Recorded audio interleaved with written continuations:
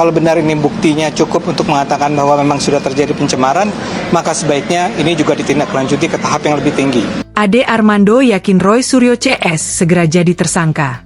Politikus PSI, Ade Armando, meyakini bahwa pakar telematika Roy Suryo dan pihak terkait lainnya bakal segera dijadikan tersangka dalam kasus dugaan fitnah ijazah palsu ex-Presiden Joko Widodo, Jokowi.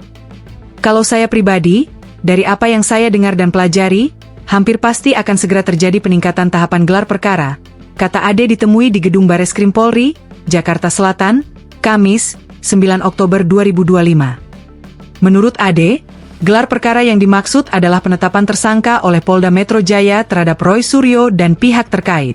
Proses untuk menjadikan mereka tersangka saya yakin tidak akan berlangsung terlalu lama, mungkin bulan ini atau bulan depan, ujarnya.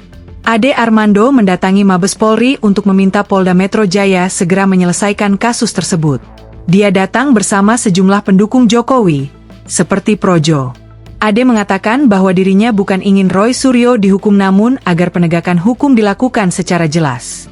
Jadi kami bukannya ingin agar Pak Roy Suryo itu dihukum, kami justru ingin mengatakan kalau memang mereka adalah orang-orang yang bersih dari tuduhan penghinaan, pencemaran, ya dibebaskan saja. Tapi kalau tidak, kalau benar ini buktinya cukup untuk mengatakan bahwa memang sudah terjadi pencemaran, maka sebaiknya ini juga ditindaklanjuti ke tahap yang lebih tinggi.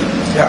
Ade juga menekankan pentingnya pengawasan dari Irwasum Polri, Komjen Wahyu Widada, terhadap penyidik Polda Metro Jaya, agar tidak ada penyimpangan di lapangan terkait alasan demonstrasi dan hal-hal lain.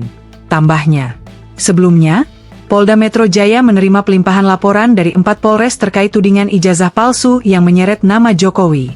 Saat ini, kasus tersebut ditangani Subdit Kamnek di Treskrimum Polda Metro Jaya dan sudah ditingkatkan dari tahap penyelidikan ke penyidikan. Download Tribun X sekarang, menghadirkan lokal menjadi Indonesia.